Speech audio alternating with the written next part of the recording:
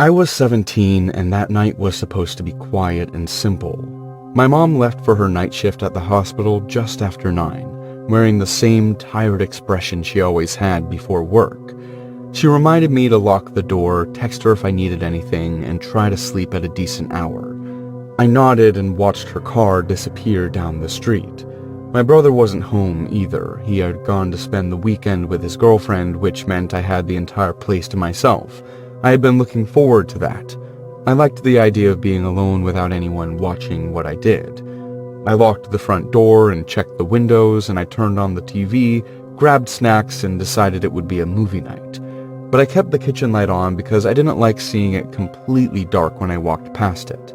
Eventually, I went to my bedroom with my laptop and phone. I closed the door and locked it without thinking too much about it. I sat on my bed chatting with friends, laughing quietly so the neighbors wouldn't hear. Around midnight, my friends started logging off one by one. I stayed awake, scrolling through videos and rewatching scenes from a movie I barely paid attention to. My phone battery was low, and I told myself I would sleep soon, but I didn't rush it. Before anything happened, there was a moment where my focus drifted away from the screen. I didn't hear a sound, but my body went still anyway. I stared at my bedroom door without knowing why, watching the thin line of light from the kitchen under it. That light changed. Slowly, something blocked it. A shadow passed from one side of the door to the other, steady and deliberate. I sat up straight, my heart speeding up instantly. My phone slipped from my hand and landed on the bed. The shadow stopped. Whoever it was stood directly outside my door.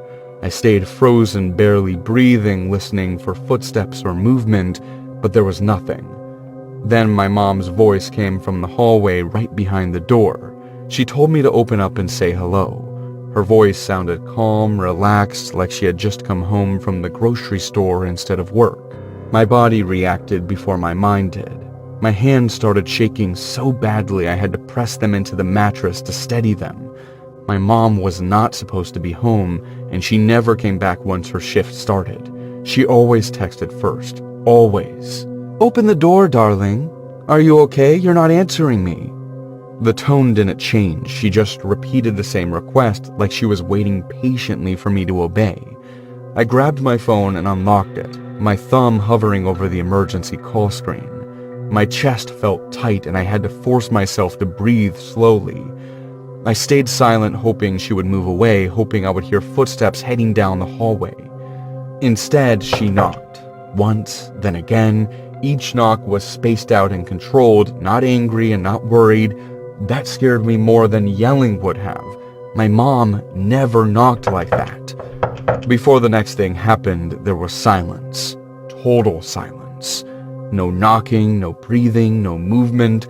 I waited, counting seconds in my head, hoping to hear her walk away. I leaned forward and whispered her name, barely making a sound. There was no response. I whispered it again, louder this time, my voice shaking. Her voice came back suddenly, louder and sharper. She asked what was wrong with me and why I was acting weird. The calm tone was gone, replaced by irritation that felt forced and unnatural. Then she started screaming. She shouted my name over and over, slamming her hand against the door hard enough to rattle the frame. The sound made me flinch and curl in on myself, covering my ears as tears filled my eyes. Just as suddenly, it stopped. The screaming cut off, leaving the house completely silent again. I sat there shaking, my thoughts racing and crashing into each other. Every instinct told me not to open the door, but another part of me needed to see what was there. I needed proof that this was real. Before I could change my mind, I unlocked the door and pulled it open. The hallway was completely dark. The kitchen light was gone, and the darkness felt heavy and wrong, filling the space in a way that didn't make sense. My eyes couldn't adjust, and it felt like the darkness was pressing toward me. Before I could step back, the darkness moved faster. It flooded the hallway and poured into my room, swallowing the light behind me. My room disappeared, and I was surrounded by nothing. I tried to move, but my legs barely responded. My breathing became loud and uneven, and panic took over completely. I forced myself forward, one step at a time, my hands shaking in front of me. Something screamed directly into my face. The sound was violent and overwhelming, and pain exploded across my skin. I felt claws tear into my arms, my neck, my face. I screamed and swung wildly, hitting nothing. I ran blindly, crashing into furniture and walls, tripping and falling until I slammed into my bedroom door. I forced it shut and locked it, flipping the light on with shaking hands. The room was normal again, but I wasn't. Blood ran down my arms and deep scratches burned across my skin. My shirt was torn and my hands shook so badly I could barely hold my phone. Before calling anyone, I listened. The hallway light was back on. Everything looked normal through the crack under the door, like nothing had happened at all. I called my mom, crying so hard I could barely speak. She answered from work, confused and scared, telling me she had never left the hospital and never spoken to me.